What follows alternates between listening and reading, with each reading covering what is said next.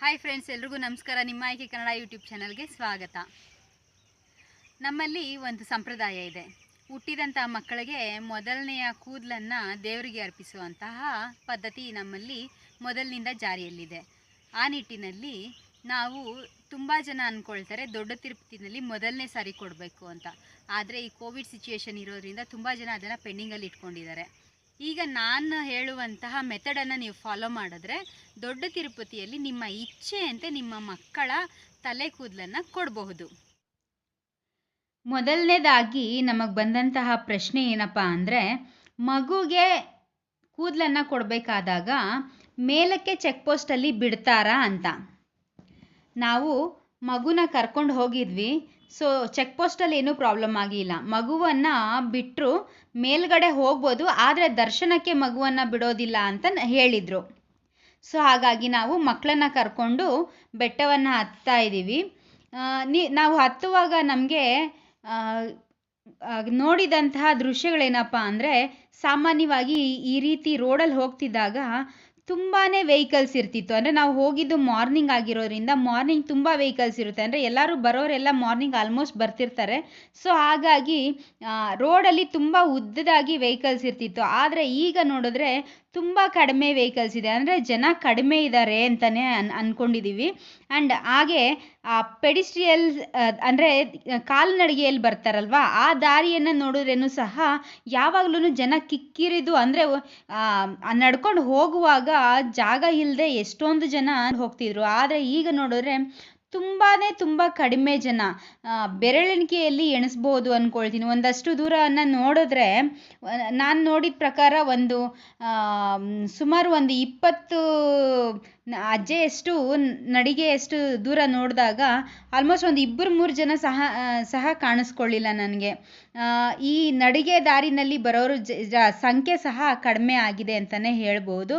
ನಮ್ಮ ಮೇಯ್ನ್ ಉದ್ದೇಶ ಏನು ಅಂದರೆ, ಮಕ್ಕಳಿಗೆ ಕೂದಲು ಕೊಡಬೇಕು ಅನ್ನೋದೇ ನಮ್ಮ ಉದ್ದೇಶ ಆಗಿತ್ತು. ಸೊ ಹಾಗಾಗಿ ನಾವು ಏನು ಪ್ಲ್ಯಾನ್ ಮಾಡಿದ್ವಪ್ಪ ಅಂದರೆ, ನಾವು ಹೋದಂಥವರಲ್ಲಿ ಅರ್ಧ ಜನ ಒಂದು ಬ್ಯಾಚ್ ಮತ್ತು ಇನ್ನೂ ಅರ್ಧ ಜನ ಒಂದು ಬ್ಯಾಚ್, ಈ ರೀತಿ 2 ಬ್ಯಾಚನ್ನು ಮಾಡಿಕೊಂಡು ಫಸ್ಟ್ ಬ್ಯಾಚ್ನವ್ರಿಗೆ ಒಂದು ಟೈಮಿಂಗ್, ಅಂದರೆ ಒಂದು ಗಂಟೆ ಅಂತರದಲ್ಲಿ ನಾವು ಟಿಕೆಟ್ಸನ್ನು ಬುಕ್ ಮಾಡ್ಕೊಂಡಿದ್ವಿ.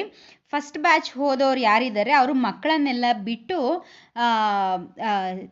ದರ್ಶನಕ್ಕೆ ಅಂತ ಹೋದ್ವಿ. ಆಮೇಲೆ ನಾವು ದರ್ಶನ ಮಾಡ್ಕೊಂಡು ಬಂದಾದಮೇಲೆ 2ನೇ ಬ್ಯಾಚ್ನವರು ಮಕ್ಕಳನ್ನು ಮೊದಲನೇ ಬ್ಯಾಚ್ನವ್ರ ಹತ್ರ ಬಿಟ್ಟು 2ನೇ ಬ್ಯಾಚ್ನವ್ರು ಹೋಗಿ ದರ್ಶನ ಮಾಡ್ಕೊಂಡು ಬಂದ್ವಿ. ಈ ರೀತಿಯಾಗಿ ಪ್ಲ್ಯಾನ್ ಮಾಡ್ಕೊಂಡಿದ್ವಿ ನಾವು.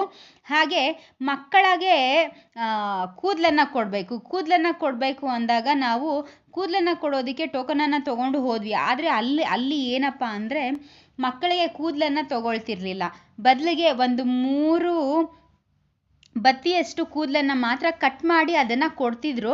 ಅದನ್ನು ನಾವು ತೊಗೊಂಡು ಹೋಗಿ ದೇವರಿಗೆ ಅರ್ಪಣೆ, ಅಂದರೆ ಕಾಣಿಕೆಯಾಗಿ ಹುಂಡಿಯಲ್ಲಿ ಹಾಕ್ಬೋದಿತ್ತು. ಈ ರೀತಿಯಾದಂಥ ಫೆಸಿಲಿಟಿ ಇದೆ.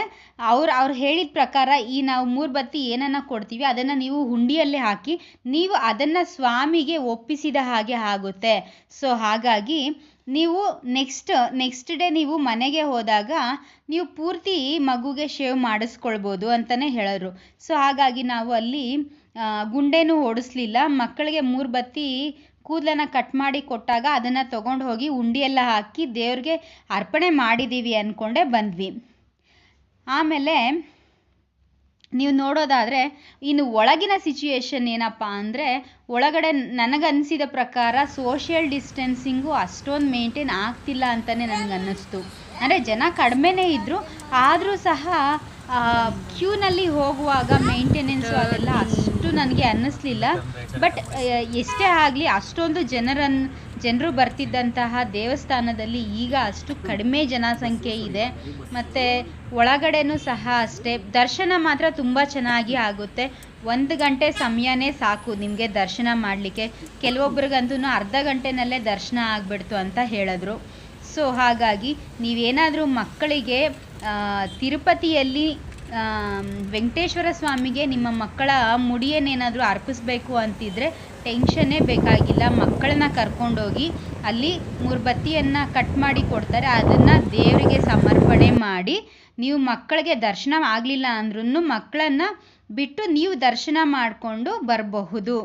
ಈ ರೀತಿಯಾದಂಥ ಈ ಟೆಕ್ನಿಕ್ಕನ್ನು ನೀವು ಫಾಲೋ ಮಾಡಿದ್ರೆ ಮಕ್ಕಳ ಮುಡಿ ಕೊಡಲಿಕ್ಕೆ ನೀವು ಪೋಸ್ಟ್ಪೋನ್ ಮಾಡುವಂತಹ ಅಗತ್ಯ ಇಲ್ಲ. ಕಾರ್ಯಕ್ರಮವನ್ನು ನೀವು ಸಂಪೂರ್ಣವಾಗಿ ಪೂರ್ತಿ ಮಾಡ್ಕೊಳ್ಬೋದು ಅಂತಲೇ ಹೇಳ್ಬೋದು. ಸೊ ಫ್ರೆಂಡ್ಸ್, ನೋಡೋದಲ್ವಾ ನಮ್ಮ ವಿಡಿಯೋ ನಿಮಗೆ ಇಷ್ಟ ಆಯಿತು ಅಂದರೆ ಲೈಕ್ ಮಾಡಿ, ಶೇರ್ ಮಾಡಿ ಮತ್ತು ನಮ್ಮ ಚಾನಲ್ಗೆ ಸಬ್ಸ್ಕ್ರೈಬ್ ಆಗಿ. ನಿಮ್ಮ ಅನಿಸಿಕೆ ಅಭಿಪ್ರಾಯಗಳೇನಾದರೂ ಇತ್ತು ಅಂದರೆ ನಮಗೆ ಕಮೆಂಟ್ ಮೂಲಕ ತಿಳಿಸ್ಕೊಡಿ. ಧನ್ಯವಾದಗಳು.